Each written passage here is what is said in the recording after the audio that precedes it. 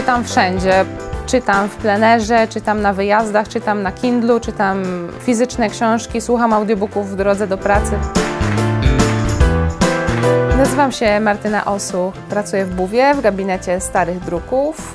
W ramach cyklu Czytaj z UW chciałabym opowiedzieć o jednej z najpopularniejszych książek ostatnich lat, która ma też pewne związki z naszą biblioteką. Ja się z tą książką zapoznałam tak naprawdę pierwszy raz w formie audiobooka, ponieważ sprzyjała temu pandemia. Szukałam książki, której mogłabym słuchać w kolejce i wymyśliłam, że wybiorę książkę jak najgrubszą, na którą wiem, że nie będę miała czasu, żeby przeczytać ją w wersji fizycznej.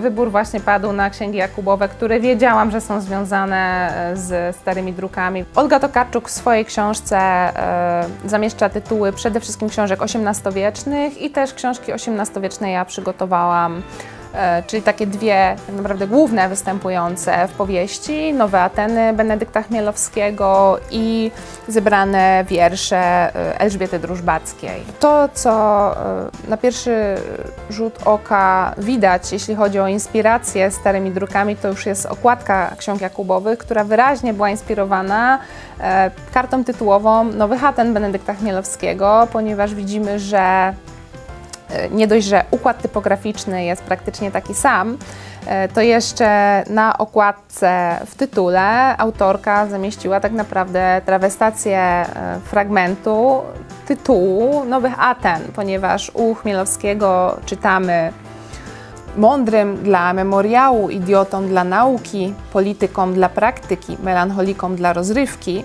Natomiast na okładce ksiąg Jakubowych czytamy bardzo podobne zdanie: mądrym dla memoriału, kompatriotom dla refleksji, laikom dla nauki i melancholikom zaś dla rozrywki. Czyli tutaj Olga Tokarczuk troszeczkę złagodziła ten przekaz Chmielowskiego, wyrzucając idiotów, ale no jest to prawie identyczne. Te tytuły, które Olga Tokarczuk wymienia u siebie w księgach Jakubowych, można obejrzeć w polskich zbiorach bibliotecznych, w gabinetach zbiorów specjalnych.